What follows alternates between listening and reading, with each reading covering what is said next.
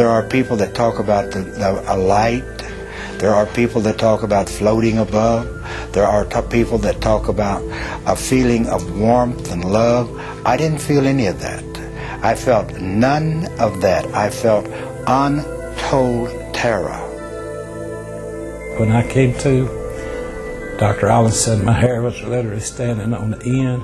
It was an incredible experience to see that there is life beyond life. Everyday people like you and me, living their lives one minute and the next they lay dying, having never known or believed the message of salvation. They traveled from this world to one beyond, but what they found was pure terror. They returned, and these are their true stories. It's very easy to be an atheist when you're successful, but it's very difficult to be an atheist when you're laying on your deathbed. Tonight, renowned cardiologist and author Dr. Maurice Rawlings takes you on a journey few have ever spoken of. So I called out into the darkness, Jesus, please save me. And that you could either go to heaven or you'll go to hell, and there ain't nothing else. Hear the voice of one that has heard the screams. This may be your only chance to safely go to hell and back.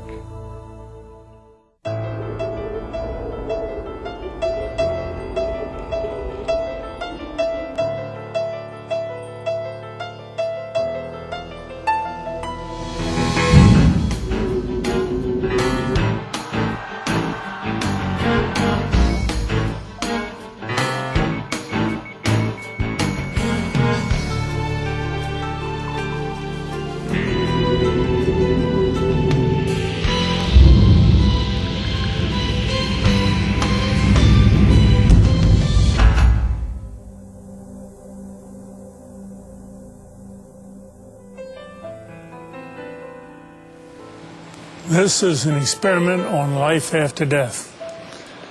All through history, man has predicted life after death. All Bibles are based on life after death, all religions. But where are they? Who's come back to show us there's life after death? But now, through modern resuscitation methods, bringing the heart back, bringing breathing back, you and I can now bring a whole population of people back to talk to us about what's on the other side of death. See what you believe in some of these cases that we're going to present. The good ones are a dime a dozen because people love to tell about this wonderful experience after I died and I came back. The hell experiences are embarrassing. It's an F on the report card, a slap in the face. But we have some cases we're going to present tonight that tell you about their own hell experiences so that you won't go where they went. Now, what all this is based upon is teaching you, which we will later in the program, how to restart the heart, restart breathing on someone who has recently clinically died. Notice that death is reversible. You have 4 minutes survival time of the brain cells without blood flow before rigor mortis sets in, true death sets in, where resurrection is required. Something man can't do. We can do resuscitation, something God has permitted us to do. And how many hell experiences have had salvation on the floor, conversion on the floor, and only remember the good experiences to report? Such was not the case in Ronald Reagan. He had his little boy with him who was going to a 7-Eleven store and got in an argument. A bottle was broken. He became stabbed multiple times by his assailant. And then the rest of the story we're going to present to you on film. In 1972, my life was broken. I was a drug addict. I was a criminal. My family was broken.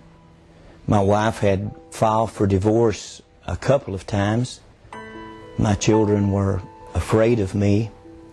I really couldn't hold a job. My mental state was terrible. And it was in that frame of life that I took my 6-year-old son one night and went down to a little market going inside to purchase some things.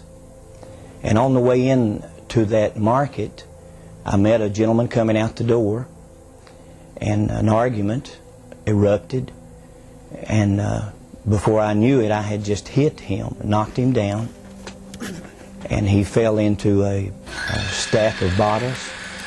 The bottles bursted, and immediately he leaped up with a broken bottle and began to stab at me. I lifted my left arm to try to stop the blow, and the bottle actually severed the biceps muscle, the major arteries in my arm, and I was bleeding to death in just a matter of seconds. But full of anger and hatred and rage, I kept fighting and kept bleeding. My little son was screaming. He was hysterical. But the man that ran the store came over and said, if you don't get to a hospital, you'll bleed to death in just a few minutes. So he actually took me in my own automobile to the hospital, and when we entered the emergency room, I was barely conscious. And as the medical attendants began to work on me, I could hear their voices, and I could hear them saying,